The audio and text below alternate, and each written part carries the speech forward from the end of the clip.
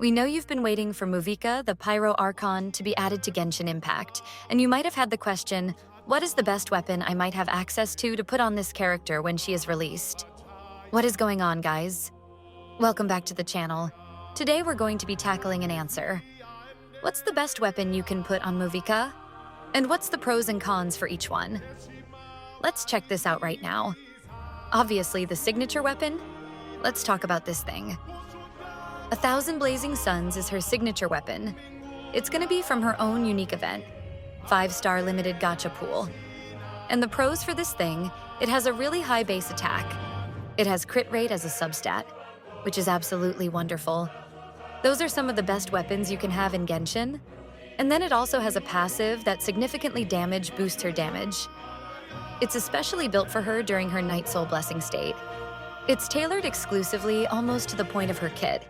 And it's gonna be providing up to like a 30% damage increase compared to some of the free-to-play alternatives. It's her best weapon by far. The cons being that it's brand new and you don't have one laying around and you're gonna have to pull for it. When Mavuika is released in a feature content hash. Now, one that you might have laying around, the Wolf's Gravestone, it's pretty good still. It has a pretty high base attack and the passive is gonna give you an even higher boost to your attack as well. Crit Raider's crit damage would be better here, but on top of that, you can boost up not just Mavuika's attack, but also you can boost up other party members' attack as well. And this has a little bit of credence in someone like Mavuika's kit. Because remember, she does have some other facilities that she can do in your party. She doesn't have to be a main on-field hyper carry. She's got the ability to give damage % bonuses to active party members after she activates her elemental burst for a pretty long duration of time, actually. And then on top of that, she can apply Pyro to enemies off-field as well. And for a lot of players out there, you might be saying she doesn't apply enough Pyro, which is true.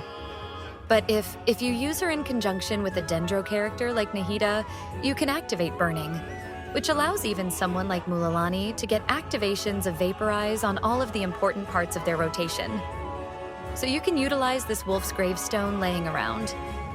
It's gonna be fine. It has the ability to boost up your attack. It also has the ability to boost up other party members' attack as well. The cons for this thing, doesn't have crit rate on it as a main or a substat or crit damage. And also if you're fighting like one big strong enemy, right? You're not gonna be able to activate that bonus for boosting everyone's attack by an even larger amount. All that often in certain situations. Now, a fan favorite is still going to be good here. Yes, the Serpent Spine is a 4-star Battle Pass weapon that Mavuika can use. And actually, it's going to match her aesthetics pretty well too. So if you're an aesthetics lover, right, Serpent Spine is pretty good on Mavuika. Now, what does it offer? It offers crit rate. We love it. It also is going to offer a large damage % bonus. Up to 50 damage bonus as long as you're not taking damage while you're on the field. So this is gonna lead us into the cons for this weapon. It is a 4-star weapon, so it's gonna have lower base attack compared to other 5-star alternatives. And the other downside is if you don't have a way to dodge damage with a shield or some sort, then you're going to prevent the passive of the Serpent Spine from fully taking effect. There's a benefit for this though. It's not all doom and gloom because one of the best teammates that you can have in a Mavuika team for Mavuika is actually going to be Citlali. So if you plan on pulling for Citlali, she's going to have not just the ability to shred Pyro Resist for your Mavuika to do more damage and allow you to do trial-related reactions, like melt on your Mavuika. But also, she's going to allow you to give a little bit of a shield and help you with that Serpent Spine stack issue that we just talked about. Now, speaking of shields and having issues with shields, I actually do kind of like this next weapon. This one's going to be the Unforged. So the Unforged is going to have a pretty decent base attack as a 5-star weapon. It also is going to give a very large % attack bonus as its substat. And then the ability on it is going to give you even more attack. And then if you're shielded, it's going to double that attack bonus on top of that. The downside of this, well, if you're not using a shielder in your party, then you don't really have the full ability of the Unforged. But one of the best partners for Mavuika is actually going to have a shield associated in her kit. That's 2.7 seconds, applying crowd enemies, allowing you to melt off of them, reducing power resistance to enemies as well, which is further increasing your Mavuika's damage. And Silali does have a shield, but it's pretty low. And the Unforged, though, does have shield strength increase as one of its passive abilities, which is going to help you out on those mini shields that Silali does have. And then on top of that, well, you're going to be having a bigger shield and an even larger attack bonus because you are shielded, so this weapon could be pretty good.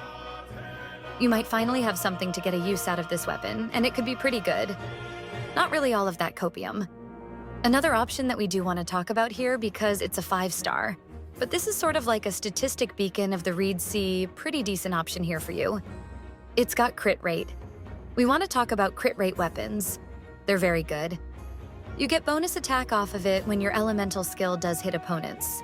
So you can use this both on the field or off the field as well.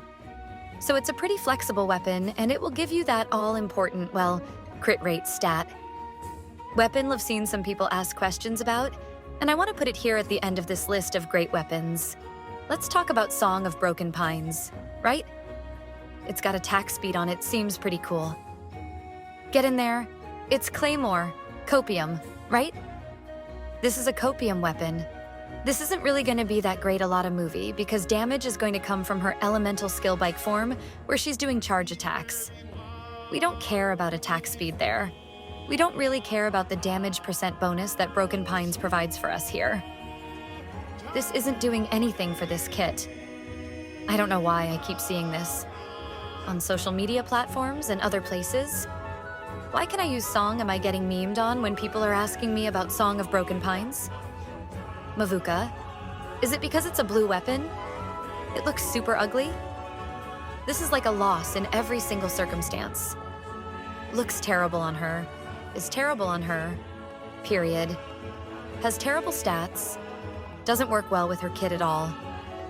I don't know why I'm seeing this thing flying around, but please don't use this on your character. Please don't do it. Don't some other options that we want to talk about real quick here? So we have something like the Black Cliff Slasher. This could be something you can poke about at the Star Glitter shop. It's a crit damage weapon, and it does give attack %. And then, yes, it does have if I defeat multiple enemies, I'm going to get stacking attack % bonuses.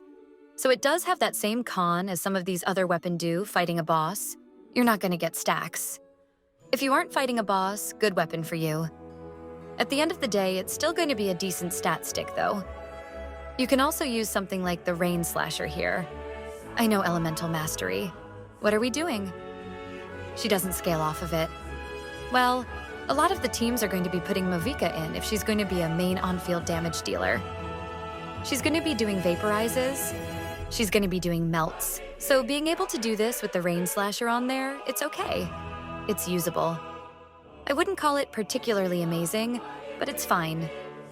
You'd be better off with something like a crit rate weapon, right? That we talked about the Black Cliff Slasher or the Serpent Spine. But if you don't want to do that, those are occupied on someone else, and you just want to give the Pyro Archon some breads and crumbs, I guess you could give her the Rain Slasher. A couple other alternatives here, the Mailed Flower, it's gonna have Elemental Mastery, different attack bonuses, Tidal Shadow, right? On-field DPS, attack bonuses, elemental skill damage bonuses. But if you're gonna ask me which are the best weapons I think you should be thinking about when talking about Mavuika, if you want to pull for her 5-star weapon, it's the best one. It's got 30% increase in damage overall compared to some of her other weapons, makes her super easy to build, gives you attack, gives you crit rate, gives you basically everything that you'd want. So if you want to spend your pre-bundled gems on your beloved Pyro Archon, it's definitely worth it there. 5-star options that we want to talk about here.